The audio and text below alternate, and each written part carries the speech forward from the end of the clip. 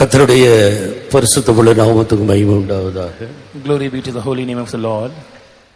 நம்மை விட்டு பிரிந்து தன்னுடைய இளைப்பாறுதலுக்குள் பிரவேசித்திருக்கிற நம்முடைய அருமையான தலைமை பாஸ்டர் ஏற்கனவே மலேசியாவில் 7 வருடங்கள் தன்னுடைய ஊழியத்தை செய்திருக்கிறார். Our beloved chief pastor, who has left us to be with the Lord in his eternal rest, has already served the Lord in the country of Malaysia for a period of 7 years. அங்கு உள்ளதான centre mother மற்றும் எல்லா கிளை சபைகளில் உள்ள ஊழியக்கார pastors, elders, sisters எல்லாரும் தங்களுடைய அனுதாப செய்தியை தெரிவித்துக் கொள்கிறார். The center mother over there, all the pastors and all the local brothers and sisters who are serving the Lord in Malaysia have expressed their condolence over pastor's demise. கர்த்தருடைய நாமத்துக்கு மகிமை உண்டாகட்டும். Glory be to the name of the Lord. இந்த அருமையான pastor நானும் ஏறக்குறைய 44 வருடங்கள் பழகி இருக்கிறோம். I and this beloved pastor have been acquainted for a period of over 44 years. நாங்கள் இருவரும் ஒன்றாக சேர்ந்து நம்முடைய இந்த சபைக்கு, டிபிஎம் சபைக்கு வருவதற்கு முன்பாக ஒரு 4 வருடங்கள் சகோதரி சாரால் நவரோஜி அவர்களுடைய சபையிலே ஊழியம் செய்தோம். I and pastor were co-workers in the ministry that was pioneered by Sister Saral Navroji before we came into this TPM ministry.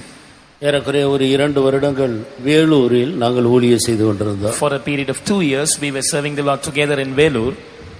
வேத வசனம் சொல்லுகிறது போல சியோனை சுற்றி உலாவி அதனுடைய கொத்தளங்களை எண்ணுங்கள். As the word of the Lord says, go round about Zion and count the bulwarks thereof. 1974 வருடம் முதல் இந்த வருடம் வரைக்கும் நமக்குள் மகிமைக்குள் பிரவேசித்து படித்திருக்கிற இந்த சியோனை 44 வருடங்களாக நான் சுற்றி உலாவி அவருடைய கொத்தளங்களை பல சந்தர்ப்பங்களில் எண்ணி இருக்கிறேன். This beloved saint who has entered glory and whose mortal remains lie before us here, I have been going round about his life that was shining as Zion, and I have been telling the bulwarks thereof. இரவும் பகலும் ஏறக்குறைய ஒரு 1.5 வருடத்திலிருந்து 2 வருடங்கள் வரைக்கும் நாங்கள் ஒன்றாக சமைப்போம், ஒன்றாக சாப்பிடுவோம், ஒன்றாக விசிட்டிங் போவோம், ஒன்றாக துவைப்போம். இப்படி இரவு பகலாக நாங்கள் 2 பேரும் ஒன்றாக சேர்ந்து கர்த்தருடைய ஊழியங்களை செய்திருக்கிறோம். For about 1.5 years to 2 years, we were together going visiting, we were together cooking, we were together praying, we were together washing our clothes, and we were serving the Lord together. ஒரு தேவனுடைய ஊழியக்காரரை கர்த்தர் பிரித்தெடுப்பதனுடைய நோக்கம் குமாரனாகிய இயேசுவை இவர்களுடைய ஜீவியத்திலே வெளிப்படுத்தி காட்டும்படியாகத்தான் ஆண்டவர் ஊழியக்காரர்களை பிரித்தெடுக்கிறார். The primary purpose of the Lord separating the servants of God for himself is that he might reveal his son Jesus Christ through their lives. அவ்விதமாக கர்த்தராகிய இயேசுவை இவர் தன்னுடைய இந்த 44 வருடங்களாக இவர் மூலமாக வெளிப்பட்ட தெய்வீக சுபாவங்கள் ஏராளம். Even so, for this period of 44 years, the Lord Jesus Christ, in other words, the divine characters of the Lord Jesus Christ were revealed through his life. இந்த 44 வருடங்களாக அவருடைய வாழ்க்கையில் அவர் கோபப்பட்டதை ஒரு நாள் கூட நான் கண்டதே இல்லை. For about 44 years that I have been observing his life closely, I have never seen him getting angry, not even once. நான் சில சந்தர்ப்பங்களில் சத்தமாக பேசியிருக்கிறேன். I have lifted my voice out of anger and spoken many times. அந்த சந்தர்ப்பங்களில் அவர் சிரித்துக்கொண்டு அமைதியாக பதில் கொடுப்பார். At such time he used to have a smile on his face and reply in a very calm manner. ஒரு நாள் கூட அவர் பதஷ்டப்பட்டு எந்த ஒரு வார்த்தையும் அவர் கடினமாக பேசினதை என்னுடைய அனுபவத்தில் நான் பார்த்ததே இல்லை. In my experience, I have never seen him getting hasty and speaking angrily. எப்போதும் எல்லா பகுதியிலேயும் அவர் மிகவும் சுத்தமாக இருப்பார். In every aspect of his life, he used to be very clean always. கிச்சன்ல உள்ள பாத்திரங்கள் அழுக்கா இருக்கிறதை அவர் விரும்புகிறதில்லை. அதை எடுத்து அவரே கழுவி சுத்தமாக வைப்பார். He did not like the vessels in the kitchen being dirty, and when he sees such things, he immediately will wash them. தன்னுடைய துணியில கூட ஒரு சின்ன கரை இருக்கு அவர் விரும்ப மாட்டார். He will not wish to have even a little spot in his garments. நாங்கள் தங்கி இருந்த வீட்டை அடிக்கடி பெருக்கி சுத்தமாக வைப்பார். In the house that we stayed, he used to clean it very often, and that was very clean. அதுபோலதான் அவருடைய பேச்சு வார்த்தைகள் ஜீவியத்திலேயும் அவர் அதிக சுத்தத்தை விரும்பி ஜீவித்தவர். Not just outwardly, even in his words, in his walk of life, in his every aspect of his conduct with others, he preferred to be pure. சுத்தம் என்பது பரலோகத்திலிருந்து இறங்கி வருகிற ஞானத்தின் ஒரு பகுதி. Purity is one aspect of the wisdom that comes from above. அப்படினால் தேவன் தான் அந்த ஞானத்தை அவருக்கு கொடுத்து எல்லாருக்கும் மாதிரியாக உள்ளும் புறமும் ஒரு சுத்தமான ஜீவியம் செய்ய கர்த்தர் அவருக்கு உதவி செய்தார். God gave him that cleanliness inside out and enabled him to be a role model for everyone in that regard. யாவரோடும் சமாதானமாக இருப்பார்.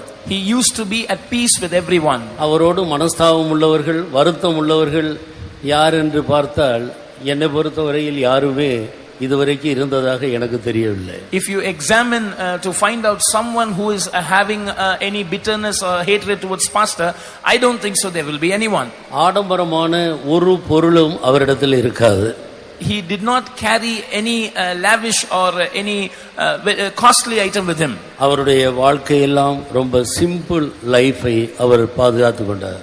All through his life he kept that simplicity. நாங்கள் அந்த வெளி சபையில ஊழியம் செய்த போது அந்த ஊழியத்தில் எங்களுக்கு ஒரு திருப்தி இல்லாத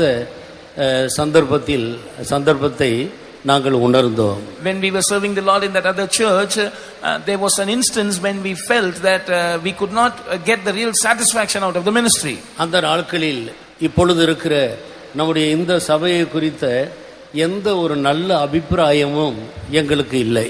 Those days we did not have any good opinion about the Pentecostal Mission Church. உலகத்திலே எந்த சபைக்கு வேண்டுமானாலும் போகலாம், இந்த சிபிஎம் சபைக்கு மட்டும் போகக்கூடாது என்றுதான் நாங்கள் பல விதங்களில் போதிக்கப்பட்டிருந்தோம். We were admonished in many ways that you can go and join any church in the world except CPM. இந்த ஊழியத்திலே திருப்தி இல்லாத ஒரு நாள் நான் வேலூரில் ஞாயிற்றுக்கிழமை காலை ஆராதனையும் முடித்திருந்தேன்.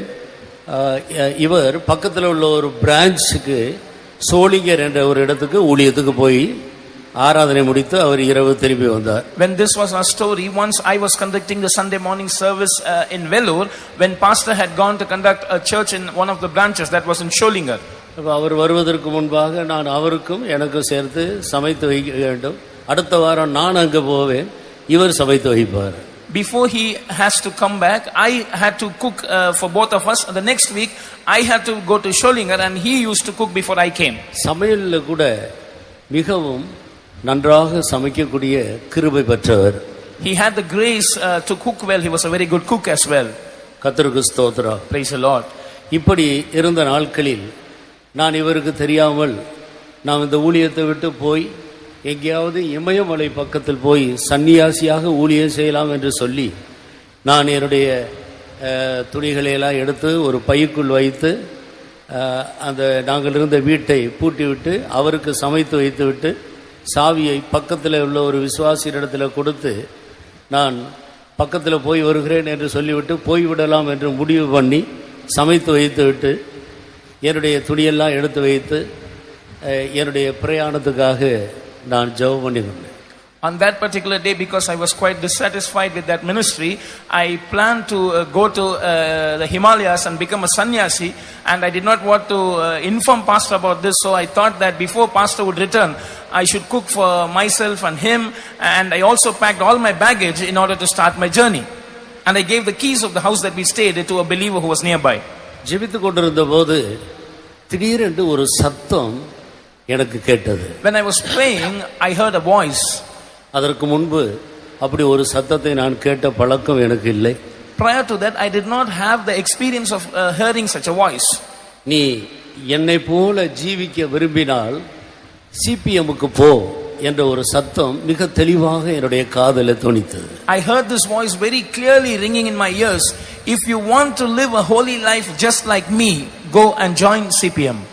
அதே நேரத்தில் இவர் பஸ்ஸில் வந்து கொண்டிருந்த போது ஆண்டவர் அவரோடு பேசி நீ ஊழியம் செய்கிறது ஒரு அப்போஸ்தல ஊழியம் அல்ல, ஒரு அப்போஸ்தலருடைய ஊழியத்தில் நீ போய் ஐக்கியப்பட வேண்டும் என்று ஆண்டவர் அவரோடு பேசினார். At the same time, when pastor was returning from Sholinga, the Lord spoke to him right on the bus that the ministry that you are doing presently is not of an apostolic consecration, and you must go and join yourself with the fellowship of the apostles. நாங்கள் ஒருவருக்கொருவர் இந்த விஷயத்தை பகிர்ந்து கொள்ள முடியவில்லை. We could not share what the Lord had spoken to each of us personally with each other. எப்படியானாலும் இந்த சத்தம் கேட்டபடியினால் பிரயாணத்தை நான் நிறுத்தி குழப்பத்துக்குள்ளாகிவிட்டேன். Because I heard this voice of joining TPM, I stopped my journey and I was in a confusion. 2 மாதங்களுக்கு பிறகு நாங்கள் 2 பேரும் head குவார்ட்டருக்கு வந்தபோதுதான் அங்கு உள்ளதான பல குழப்பமான காரியங்களை கண்டு கர்த்தர் தான் நம்மோடு பேசியிருக்கிறார் என்று சொல்லி நாங்கள் இந்த நம்முடைய சபைக்கு வந்து சேர்ந்தோம். 2 months later, when we came to the headquarters of that church, we saw certain confusions over there, and then we assured ourselves that the Lord had indeed spoken to us to join TPM, and so we came to our mission. கர்த்தருடைய நாமத்துக்கு மகிமை உண்டாகட்டும். Glory be to the name of the Lord. இந்த சபை சரியில்லை என்று சொல்லி வெளியே போய் ஊழியம் செய்த அவர்களோடு நாங்களும் அந்த ஊழியத்தை செய்து அங்கிருந்து இந்த சரியான இடம் இதுதான் என்று ஆண்டவர் திருப்பி கொண்டு வந்தார். கர்த்தருக்கு மகிமை உண்டாகட்டும். We had united ourselves with those who said that this church is not right, and they had separated from us, and they had started an independent ministry, but the Lord separated us from there and brought us to the right place, which is this church. இது தேவனால் ஏற்படுத்தப்பட்ட சபை, இங்கே சத்தியம் இருக்கிறது என்பதில் உறுதியுள்ளவர்களாக இருக்க அந்த சந்தர்ப்பம் எங்களுக்கு மிகவும் உதவியாக இருந்தது. That was an instance which was a great help to us in assuring ourselves that this is the truth and this is the church the way we have to continue. இவர் தேவனுடைய ஆவியினால் சரியாக நடத்தப்பட்ட ஒரு தேவனுடைய ஊழியக்காரராக இருந்தார். This saint was a worker who was properly led by the Spirit of God. கடைசியாக மலேசியாவில் நடந்த ஊழியக்காரர் கூட்டத்திலே கர்த்தர் அவரை நடத்தின விதத்தை எங்களோடு பகிர்ந்து கொண்டார். In his last workers meeting in Malaysia, pastor was sharing about the ways in which the Lord had led him. குறிப்பிட்ட ஒரு இடத்துக்கு அவர் போக வேண்டியதாக இருந்தது. ஆனால் அந்த இடம் எங்கே இருக்கிறது என்று அவருக்கு தெரியவில்லை. He had to go to a particular place which he did not know where it was. அங்கே இருந்த டிரைவருக்கும் கூட அந்த இடத்தை பற்றி எந்த அறிவும் இல்லை. Even the driver there did not know where the place was. அப்போது இவர் வண்டியில உட்கார்ந்து கொண்டு சரி நாம் போகலாம், கர்த்தர் நம்மை நடத்துவார் என்று சொல்லி விசுவாச வீட்டை விட்டு வெளியே போனார்கள். He sat in the vehicle with faith and said the Lord will lead us, and they set out of the faith home. ஆண்டவர் நீ இந்த தெருவுக்கு போ, இடது பக்கம் போ, அதன் பிறகு வடது பக்கம் போ, பிறகு இவ்வளவு தூரம் நீ போ, இப்படியே சொல்லி சொல்லி சொல்லி சொல்லி அநேக தூரம் நடத்தி கடைசியாக ஒரு இடத்துக்கு வரும்போது நில், இப்போது இந்த 3வது அந்த வீட்டை நீ பார் என்று சொல்லி ஆண்டவர் அவரோடு பேசினார்.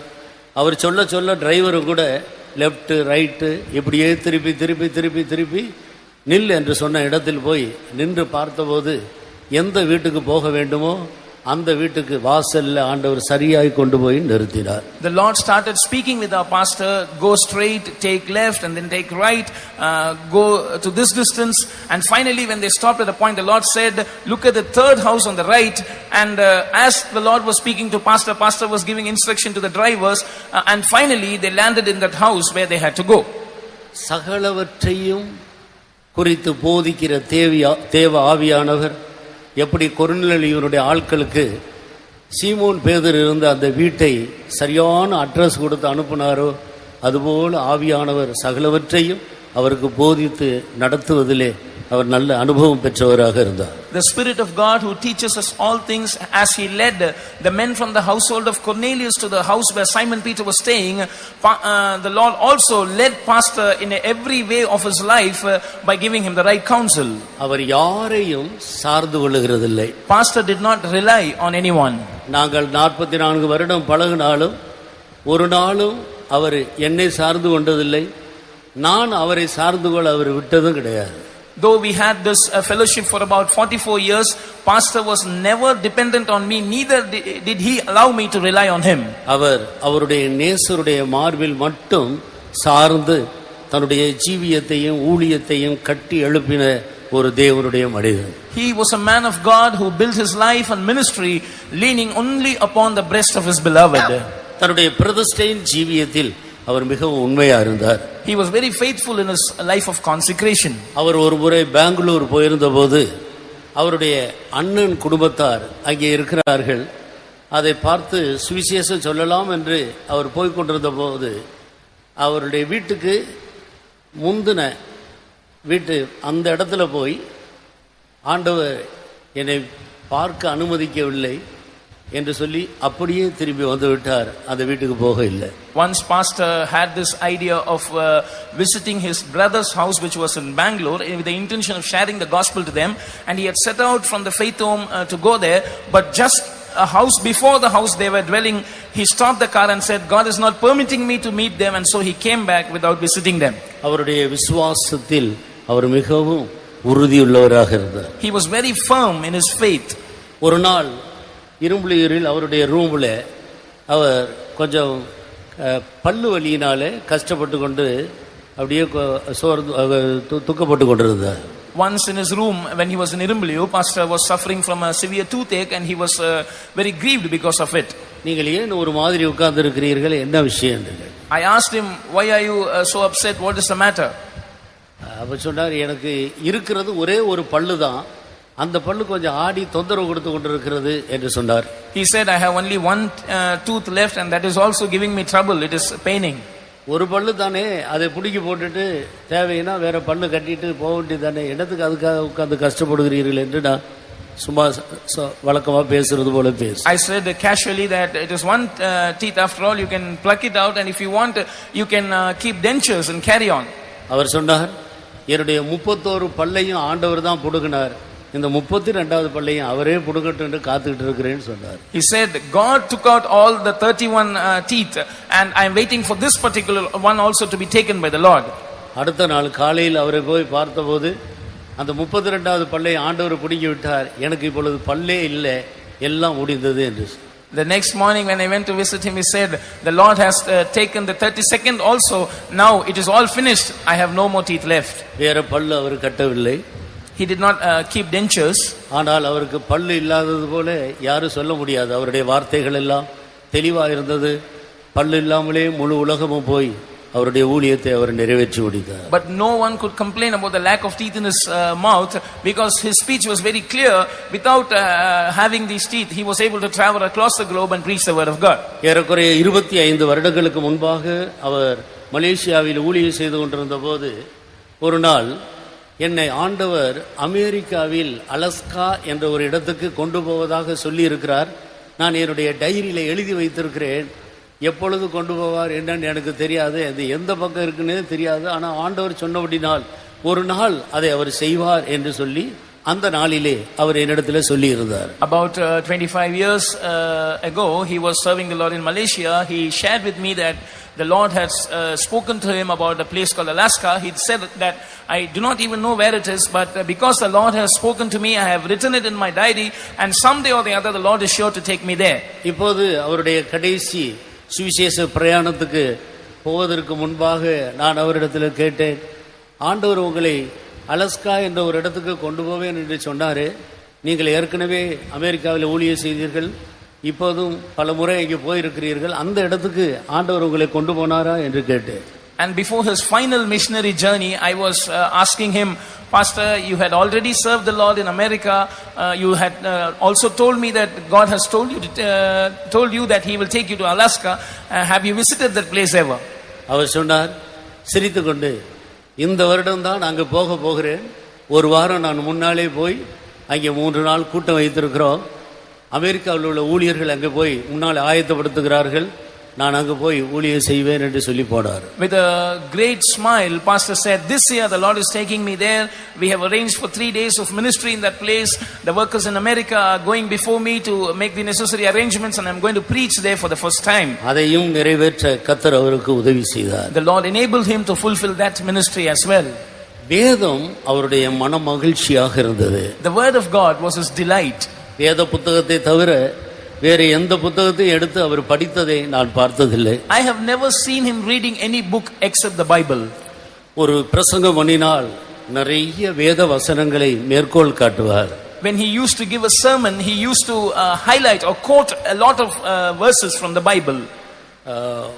எந்த ஒரு காரியத்தை குறித்து அவரிடத்தில் நடத்திப்புக்காக அணுகினாலும் நான் ஜெபித்து விட்டு சொல்லுகிறேன் என்று சொல்லி நாம் அமைதியாக இருந்தாலும் 1-2 நாட்களுக்கு பிறகு அவர் மறுபடியும் நீங்கள் இந்த விஷயத்தை கேட்டீர்களே, நான் ஜெபித்தேன், ஆண்டவர் இப்படி சொன்னார், நீங்கள் இப்படி செய்யுங்கள் என்று சொல்லுவார். When we used to approach him for guidance in any matter, he will calmly reply that I will return back to you after prayer. And when we used to be quiet waiting for his reply, he used to call up and he used to say that you asked for this matter, isn't it? The Lord has told this to me and you can do like this. கர்த்தராகிய இயேசுவை போல அவரும் கூட ஊழியத்திலே நெருக்கப்பட்டும் ஒடுக்கப்பட்டும் சில சந்தர்ப்பங்களில் அவர் மிகவும் நெருக்கப்பட்டிருந்ததை நான் கேட்டிருக்கிறேன். Just like the Lord Jesus Christ, I have also heard about his ministry that he was afflicted and oppressed several times. அமெரிக்காவில் இருந்த நாட்களில் அவர் நெருக்கப்பட்டதை குறித்து விசுவாசிகளின் மூலம் நான் கேள்விப்பட்டேன். When he was serving the Lord in the States, I heard about his afflictions through believers. ஆனால் இவரோ தன்னுடைய வாயை திறக்கவே இல்லை. But pastor did not open his mouth. கர்த்தர் அவரை அமைதியாக அழகாக நடத்தி சென்றார். The Lord led him in a quiet and beautiful manner. ஒரு சந்தர்ப்பத்தில் டெல்லி கன்வென்ஷனுக்காக நானும் போயிருந்தேன், அவரும் அங்கே வந்திருந்தார். Once I had to go for a Delhi convention and pastor was also there. அப்போது அவர் கொஞ்சம் சுகவீனப்பட்டு விட்டார். Pastor fell sick. அவரை டெல்லி கன்வென்ஷன் முடிந்த பிறகு ஏரோப்ளேன் மூலமாக சென்னைக்கு அவர் வர வேண்டியதாக இருந்தது. அவரோடு கூட நானும் அவருக்கு உதவியாக என்னை அழைத்தார், நானும் கூட வந்தேன். Pastor had to fly back to Chennai after the convention because he was sick. He requested me to accompany him and so I came as a help to him. பிளேன்ல இருக்கும்போது மிகவும் அடிக்கடி கஷ்டப்பட்டு வேதனைப்பட்டு கொண்டே இருந்தார். When we were on the plane, pastor was suffering severely. அது மூணு சீட்டு உள்ள பகுதி, நடுவில் அவர் இருந்தார், இந்த பக்கத்தில் நான் இருந்து அவருக்கு என்னால் முடிந்த உதவியை செய்து கொண்டிருந்தேன். அந்த பக்கத்தில் இயேசுவை அறியாத ஒரு மனிதன் உட்கார்ந்து கொண்டிருந்தார். It was a 3-berth seat and on the right side a man who did not know God was seated. Pastor was seated in the middle seat and I was in the left helping him whatever possible.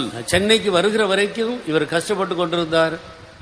அதனால நான் அவர் இடையில ஏதாவது திட்டுவாரோ, அவர் ஏதாவது சொல்லி விடுவாரோ என்று நான் பார்த்து கொண்டே இருந்தேன்.